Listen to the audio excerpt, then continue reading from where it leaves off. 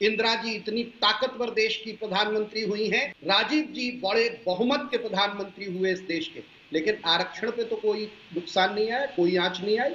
आरक्षण कांग्रेस की देन है। कैसा? और कांग्रेस के कारण आरक्षण रहेगा। Who are you? उनकी बात सिर माथे, लेकिन मैं अपनी जानकारी रख रहा हूं। जो आज कांग्रेस है, इस कांग्रेस की कृपा से आया हुआ आरक्षण भारत में नहीं है। यह संविधान सभा का दिया हुआ आरक्षण था, जिसका आज की 24 अक्टूबर रोड की कांग्रेस से कोई राय रत्ती लेना देना नहीं। मगर क्यों? उसमें एक जवाहरलाल नेहरू थे और बाकी सब भी थे। ठीक, प्रो कांग्रेस भी थे, एंटी कांग्रेस भी थे। ये कैसे कह दिया? बोले नहीं, नेहरू जी ने इस जेब से निकाला था आरक्षण और कहा था लो बच्चों जाओ चॉकलेट खाओ। गजब कर रहे हो।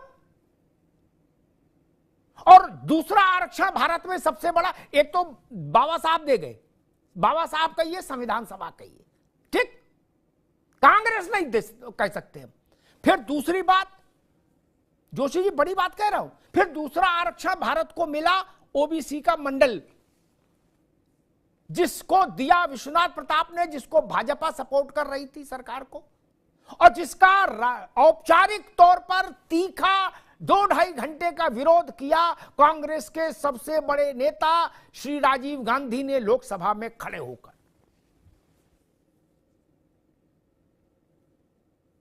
और जब मंडल लागू करो की बात चल रही थी देश में, त्रिपाठी जी आपने कहा कि हमारा तो सोते जगते 24 घंटे में आरक्षण ही आरक्षण जप रहे हैं, माला उसकी।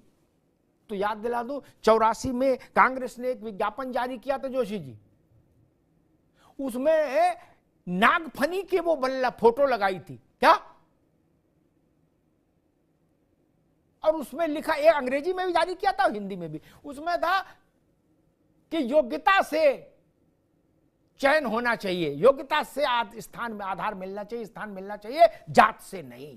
क्या कोटा नहीं, ये कांटा है, ये नारा दिया था।